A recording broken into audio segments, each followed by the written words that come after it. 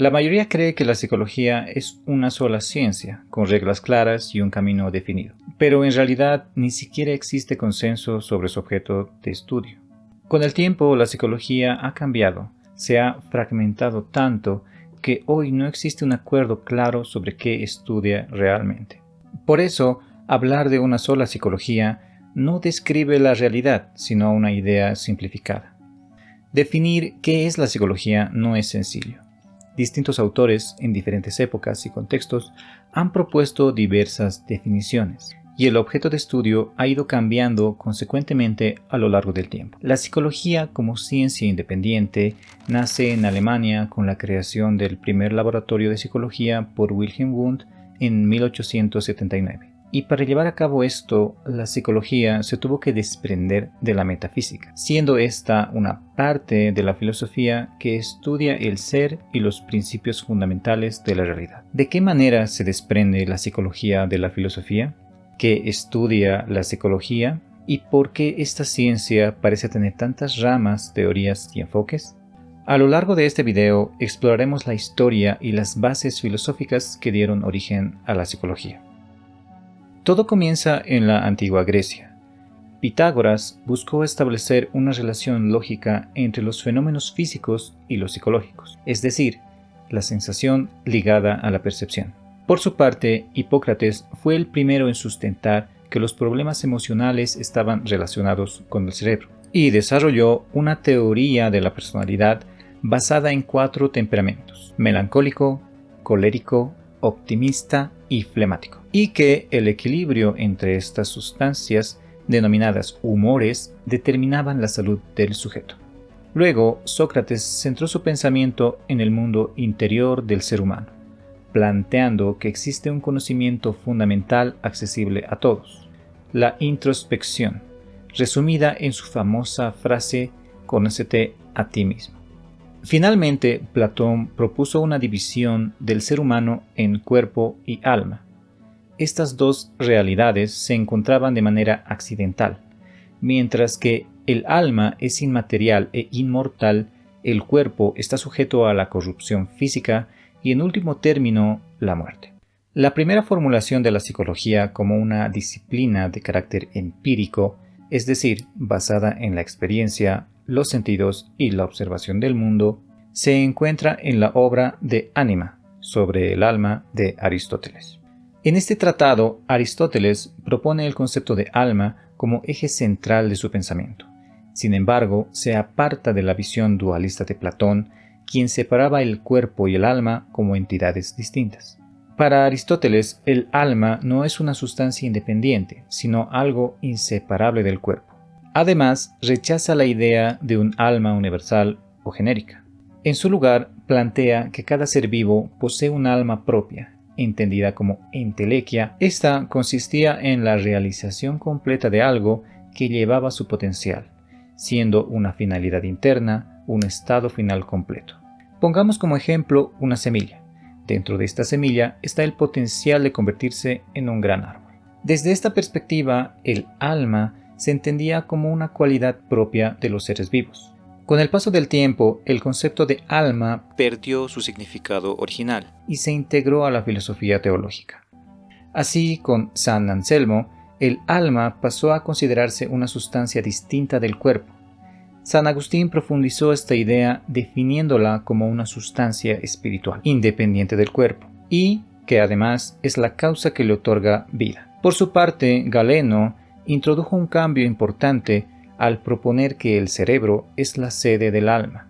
También retomó las ideas de Hipócrates al afirmar que los humores tenían una influencia en cómo pensamos, sentimos y actuamos. En el siglo XIII, Santo Tomás de Aquino recupera el alma aristotélica, manteniendo esta como principio vital y de conocimiento. Pero a diferencia de Platón, que atribuía estas características al alma, Santo Tomás de Aquino se los confiere al hombre. Es el ser humano el que vive, conoce, razona, imagina y siente. Esta relación de cuerpo y alma es una relación natural y no una situación forzada, en la que el alma es prisionera del cuerpo. Durante este periodo predominó el método escolástico, según el cual una afirmación se consideraba verdadera por provenir de una autoridad reconocida, como la Iglesia, la Biblia o filósofos clásicos. Este recorrido nos conduce al Renacimiento. Examiné atentamente lo que era yo y viendo que podía imaginar que carecía de cuerpo y que no existía nada en que mi ser estuviera, pero que yo no podía concebir mi no existencia, porque mi mismo pensamiento de dudar de todo constituía la prueba más evidente de que yo existía. René Descartes es considerado uno de los puntos de partida de la psicología de la conciencia y una figura clave del pensamiento moderno. Para él, el ser humano está compuesto por dos sustancias diferentes. Por un lado, la res cogitans, que corresponde a la mente o el alma, sustancia cognoscente, ya sea por medio de los sentidos o a través de la propia reflexión. Y por otro lado, la res extensa, que hace referencia al cuerpo y al mundo material, sustancia externa ligada a la acción y al cuerpo. Esta idea se conoce como dualismo cartesiano. El concepto de alma estaba más ligada a la teología, pero lo que hace Descartes es racionalizarla, la convierte en un objeto de reflexión filosófica y lógica. A la vez, introduce la duda metódica como herramienta de introspección, estableciendo que el único conocimiento seguro es la propia conciencia. Pero esto nos deja una pregunta: ¿cómo interactúan ambos, res cogitans y res extensa, si el alma, para Descartes, no se encontraba, ni residía, ni tampoco requería del cuerpo para su existencia, siendo ambas autónomas y autosuficientes? Descartes aborda el problema de esta mutua relación y recurre a la glándula pineal como elemento de unión en el cual residía el alma, cuya especial localización le permitiría dirigir el cuerpo humano. Para Gilbert Ryle, en su libro El concepto de lo mental, refiere que la idea de la mente es un error categorial. Según Ryle, el dualismo cartesiano lleva a una visión equivocada: creer que dentro del cuerpo físico habita una mente o alma inmaterial que controla todo desde adentro. Pongamos, por ejemplo, alguien viene a visitar tu hogar, mira las habitaciones, los baños, el patio y te pregunta: ¿dónde está tu casa? Para Ryle, la mente no es algo escondido dentro del cuerpo, es una forma de interacción y de comportamiento. Cabe aclarar que el término mente no lo incorporó Descartes.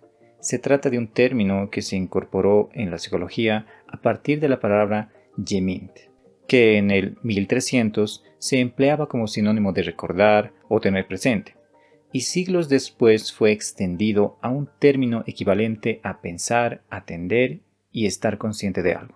Durante los siglos XVII y XVIII, en contraposición al racionalismo de Descartes, surge en Inglaterra la Ilustración y el empirismo. En este contexto, la psicología empezó a desprenderse de la metafísica para transformarse en la ciencia de la subjetividad. Durante este periodo se produjo una ruptura con la física aristotélica, dejando de considerar el alma como parte de la biología general para centrarse en el sujeto pensante y la conciencia. Pensadores como John Locke, David Hume y Christian Wolff fueron fundamentales en este proceso. En particular, Wolff fue el responsable de introducir formalmente el término psicología en el vocabulario filosófico con el sentido de ciencia del yo, dividiendo la disciplina en dos: la psicología empírica, basada en la experiencia y la observación, y la psicología racional, integrada a la metafísica, que trata sobre la naturaleza del alma. Estas corrientes prepararon el terreno para que en el siglo XIX surgiera la psicología experimental. Ernst Weber y Gustav Fechner sentaron las bases al intentar cuantificar la relación entre los estímulos y las sensaciones, lo que finalmente llevó a Wilhelm Wundt a fundar la psicología como ciencia autónoma, buscando leyes para la conciencia con el método experimental. A diferencia de la introspección filosófica, Wundt utilizaba instrumentos de laboratorio para controlar y medir las reacciones de los sujetos ante sensaciones y sentimientos. A partir de este punto de partida, esta disciplina se fragmenta en diversas psicologías, con objeto y método diferente. En 1874, Franz Brentano publica Psicología desde un punto de vista empírico, proponiendo una manera diferente de entender la psicología, en el cual establece que toda experiencia consciente es una experiencia relativa a un objeto, pero no una experiencia de un objeto como tal. Es decir, todo fenómeno mental está dirigido hacia algo.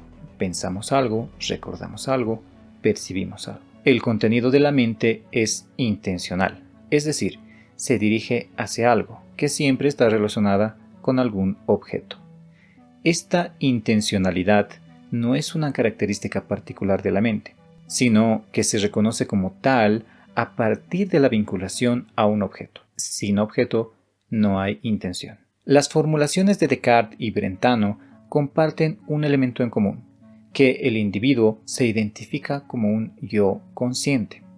En Descartes se trata de un yo racional, metódico, abstracto, que se separa del mundo físico, mientras que Brentano se trata de un yo sumergido en la experiencia fenoménica de los objetos. Y en ambas, el individuo psicológico se concibe a partir de la mente como una experiencia consciente. Es un individuo que no actúa, sino que solo experimenta el mundo. Por otro lado, William McDougall publica Introducción a la Psicología, el estudio de la conducta en 1912, concibiendo la psicología como la ciencia positiva del comportamiento de las cosas vivas, teniendo un poder intrínseco de autodeterminación, es decir, de buscar siempre su propio bienestar y sus propios fines. La psicología se vinculaba de esta manera con la conducta, y a diferencia de la fisiología, esta se debía enfocar en el cambio y no en algo permanente. La conciencia era un componente inseparable del comportamiento. Al igual que Franz Brentano, McDougall planteó que estar o ser consciente era respecto de un objeto. Aun cuando el propio McDougall se consideraba como fundador del conductismo, fue en realidad John Watson en 1913 quien propuso el conductismo como la perspectiva para formular una ciencia de la psicología, afirmando que la psicología debía estudiar el comportamiento de los individuos y la conciencia solo constituía un término del lenguaje coloquial y no una entidad o proceso distinto del comportamiento. En todas las formas de conductismo, el comportamiento siempre estaba relacionado con algún objeto, concebido como estímulo, y sus posteriores efectos. Pero esta visión también tuvo sus críticas, en especial la de J.R. Cantor, quien entre 1924 y 1926 propuso una alternativa, el interconductismo. Cantor decía que el conductismo clásico era demasiado simplista, reducía todo a una relación entre estímulo y respuesta, sin considerar la complejidad del organismo ni del entorno. Además, que no existe un límite entre el comportamiento biológico y el psicológico. ¿Dónde ubicar, por ejemplo, un latido cardíaco o una reacción cerebral? Para Cantor había que superar esta mirada organocéntrica y entender la conducta como una interacción compleja entre el organismo y el contexto. Por otro lado, el psicoanálisis nace en 1900 con la publicación de Interpretación de los sueños por Sigmund Freud, postulando que la conciencia no es lo psíquico en su totalidad, sino solo un aspecto exterior de una realidad más compleja. La psicología de la Gestalt nace en Alemania oponiéndose a las ideas de Wundt, argumentando que no se puede entender la vida mental sumando sensaciones. La psicología de la Gestalt sostiene que los seres humanos perciben los objetos y los fenómenos como patrones completos y estructurados, y esta no representa una simple colección de elementos individuales. El todo es más que la suma de sus partes. Como hemos podido ver, estas diferentes psicologías se diferencian unas de las otras en cuanto a lo que consideran lo psicológico. De esta manera, la psicología atravesó diferentes cambios a lo largo de su corta historia, transitando desde el alma aristotélica, pasando por el dualismo de Descartes, hasta llegar a los debates actuales entre mente, conciencia y conducta. En este sentido, podríamos definir a la psicología como una ciencia que intenta construir teorías y modelos que puedan explicar, predecir y controlar la conducta aplicando el método científico. La psicología no es una ciencia estática, sino un campo extenso en constante desarrollo, que se redefine a partir de nuevas preguntas, enfoques y descubrimientos sobre el ser humano y su entorno. Espero que este contenido haya sido de utilidad.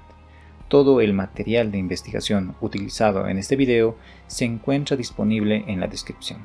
Hasta la próxima.